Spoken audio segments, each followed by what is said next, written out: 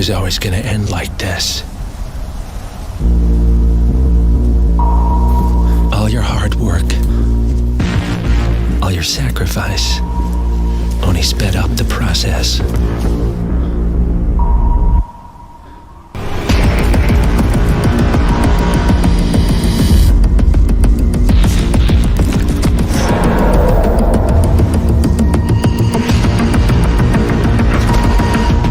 And now, you find yourself alone.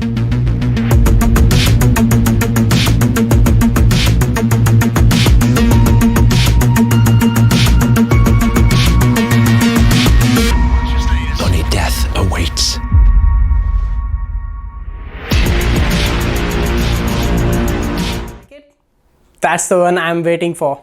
Hey everyone, welcome to Tech Altitude. Finally, after a lot of delays and a lot of teasing from Sony, it's here, the PlayStation 5, and I can't wait to get my hands over it. I'm a PC gamer and I have played consoles for almost 2-3 times in my whole lifetime, but at the end of the day, I'm still a gamer and I really had goosebumps while watching the launch of PlayStation 5, and it's really amazing. So let's compare the PlayStation 5 with the Xbox X series. Let's start with the design. PlayStation 5 has this uber cool, futuristic, V-shaped design, and it also has this black module at the center. Well, the edge of this black module is having a LED strip which is blue in color, and I think it will change color depending upon the game. It means when you are playing a game and if you die in the game, or if the game turns into a game over, it will turn red. Well, that's my prediction. For the record, there are two versions of the PlayStation 5. One is the standard variant of PlayStation and the second one is the digital version. Well, the digital version does not have a CD drive. That's the only difference between them, other than the asymmetrical design of the standard PlayStation 5, where it has the slot or the house of the CD drive in the design. There's a standard USB and a USB Type-C port on the PlayStation 5. Well, thank you for USB Type-C, Sony. Overall, I quite like the design. It's futuristic. I don't know why people hate it. I'm just glad that it does not look like this. Oh, and one more thing, the PlayStation 5 can be kept horizontally and vertically depending upon how you like it. It comes with a stand. Well, I hope that unlike Apple, this stand comes with the PlayStation 5 and you don't have to spend $1,000 for just the stand. On the other hand, the Xbox X series kind of looks like a cube. Well, it's a box essentially, and if you see, it is shaped like a cube if you see it from the top, and also on the top there's a grill for better air ventilation. This top has this concave depth to it, which gives it a kind of different shape. Coming over to specifications, here the Xbox X series has a slight edge over the PlayStation 5. They both use AMD's Zen 2 processors, which is based on the previous iteration processors of PlayStation 4 and the Xbox One. Here the Xbox is clocked at around 3.8 GHz, where the PlayStation 5 is clocked at around 3.5 GHz, which is variable. Kind of like your mobile phone. Our mobile phones are at low frequency when we are not using it. That means when it's lying around on your desk or on your bed, it's consuming less power to save more battery. But when you're using it or when you're playing game, the processor then increase the frequency of doing the work. That way you'll get more performance when you need it. But this performance just stays around for a while, and depending upon the load and the temperature of the mobile phone or of the processor, it will just dial down the speed or the load of the processor. The mobile phone's variable frequency feature is mostly used to save more battery on the phone, but using it on a console is whole different thing. I mean, I don't get it. Consoles are just specifically made for playing games over it. So for games, you need the 100% potential of the processor every time. And with the variable frequency on the PlayStation 5, it will dial down the speed of the processor when the temperature or the load of the processor will increase.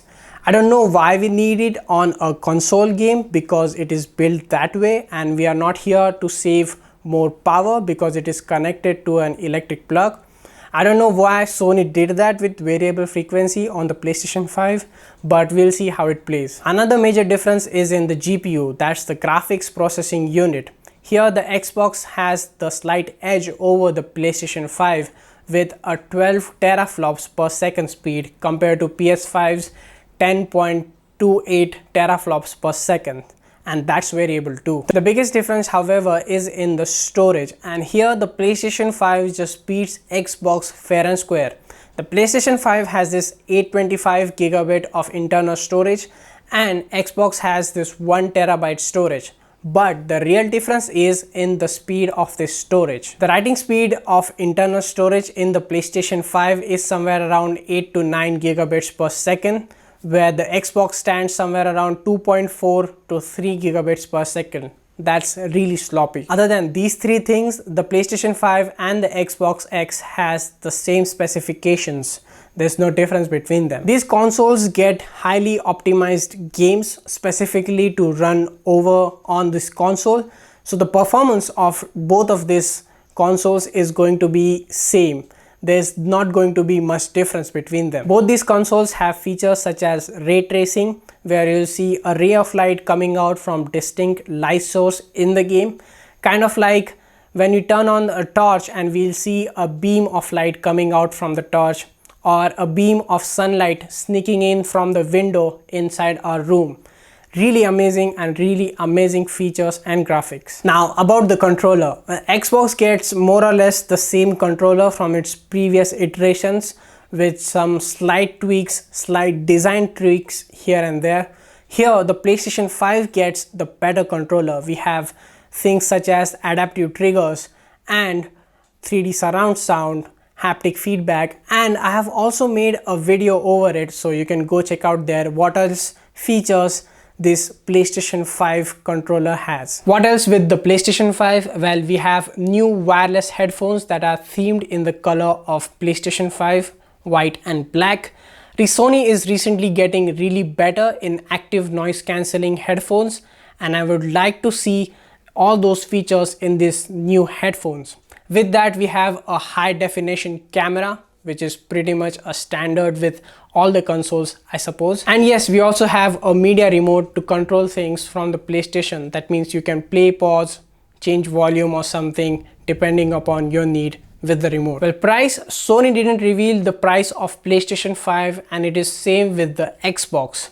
Well, the PlayStation 4 was launched at around 45,000 rupees, and I think that the PlayStation 5 will launch somewhere around 50 to 55,000 rupees. And yes, the digital version is going to cost less than the standard version.